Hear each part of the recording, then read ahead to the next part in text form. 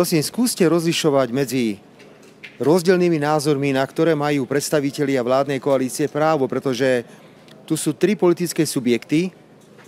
My sme orientovaní sociálno-demokratický smer aj Hlas, hoci tiež by sa našli určité odtiene rozdielne, čo je úplne normálne. A je tu Slovenská národná strana, ktorá určite nie je štandardnou ľavicovou politickou stranou. Čiže je normálne, že prinášame na stôl niekedy témy, ktoré nás rozdeľujú. Ale toto odlišujte od fungovania vlády. Povedzte mi, čo v tej vláde neprešlo a povedzte mi, čo neprešlo v tom parlamente. Ukážte mi nejaký návrh dôležitý, ktorý by Národná rada Slovenskej republiky pri tejto tesnej väčšine 79 hlasov, ktoré máme, neschválila. To len potvrdzuje, že koalícia vláda funguje. Vtedy by ste mali právo na komentovanie, že je kríza, keby nám neprechádzali elementárne návrhy zákonov vo vláde, keby sme neboli schopní vo vláde rokovať, keby dochádzalo povedzme k obštrukciám v Národnej rade Slovenskej republiky, ale vy to neviete prehltnúť, pretože vy stále považujete, že ste v roku 2020 tie voľby vyhrali vy, použili ste na to nešťastníkov typu Matoviča a teraz neviete znovu prehltnúť, že ste tie voľby prehrali. Prosím, prestaňte sa hrať na politikov. Vy ste médiá, vy nie ste politici. A musíte rešpektovať demokratické výsledky parlamentných volieb.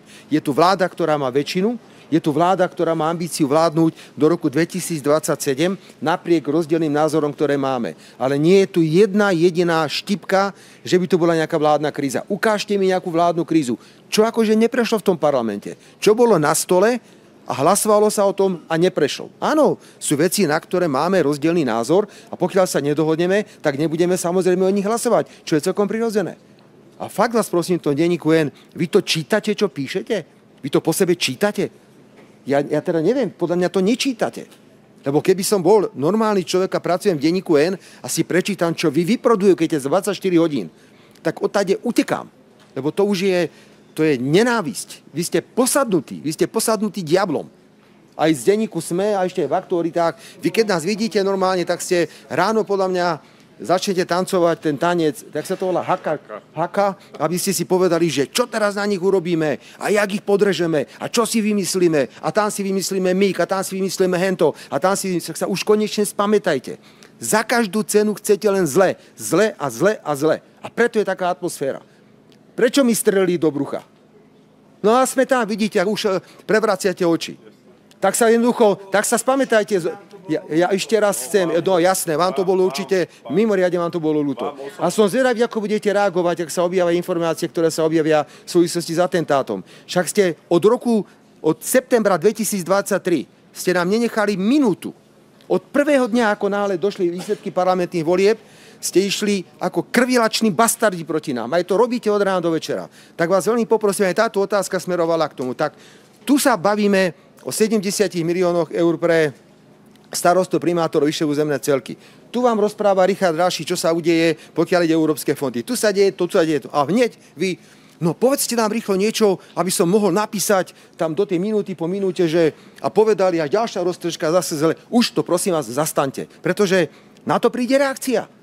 To, čo hovorí pán Danko, má svoju logiku. Pán redaktor, kedy ste dodržali zákon v denníku N, keď vás niekto požiadal o opravu? Ak vás niekto požiada o opravu nepravdivé informácie, musíte ju zverejniť na tej istej strane, tým istým písmom a do nejakej lehoty. Nikdy ste to neurobili. Nikdy. Vy hrubo porušujete zákon. A bude treba zaviesť možno sankcie za to, ak nebudete riadne opravovať nepravdivé informácie. Ja súhlasím so zriadením mediálneho úradu. Poďme sa baviť o tom, či novinári nemajú mať nejakú kvalifikáciu. Viete, ako vy viete ublížiť ľuďom? Prečo, ak má byť advokát, ak má byť notár, ak má byť sudca, právnik a musí mať vysokoškolské právnické vzdelanie, prečo by nemohlo platiť, že novinárom bude iba ten, kto je buď žurnalista vyštudovaný, alebo absolvoval nejakú rekvalifikáciu. A mali by ste byť súčasťou možno nejakých stavovských organizácií, kde budete mať nejaké disciplinárne konania, podobne ako majú advokáti, notári. My s tým musíme niečo urobiť, ak vy si robíte, čo chcete. Nemáte absolútne žiadnu zodpovednosť. A keď my niečo urobíme, pozeral som včera televíziu či predčerom ČT24, najväčšia správa, Fico podal žalobu proti Bardymu za aktuárit. A to už ani žalobu nemôžem podať. Akože som zlý a najhorší na svete, lebo som podal žalobu na Bardyho. No tak nech Bardy neporušuje zákony a nebudeme proti nemu podávať žiadne žaloby. Veľmi vás prosíme. A na úvod tej tlačovej konferencie som to povedal, že mám viacero dôvodov, pre ktoré som sem prišiel, lebo nenávisť, za akou píšete, vaša jednoducho schopnosť všetko zhanobiť je do neba volajúca a prichádza obdobie, ale mali sme inú robotu. Naozaj aj sa trápime s mnohými vecami. Prichádza obdobie, kedy budeme musieť na tieto veci reagovať. Musí existovať oprava, musí existovať podľa mňa právo na odpoveď, musíme sa vrátiť k pravidlám, ktoré sú ako v iných krajinách. Lebo taký mediálny bordel, ako je na Slovensku, neexistuje v žiadnej európskej krajine, v žiadnej krajine Európskej únie. Ďakujem pekne, utekáme ďalej. Ďakujeme. Ďakujem, že si pozrel toto video. Ak sa ti páčilo a chceš viac zaujímavého obsahu, nezabudni ma podporiť. Stačí kliknúť na like a prihlásiť sa na odber. Prajem ti krásny deň.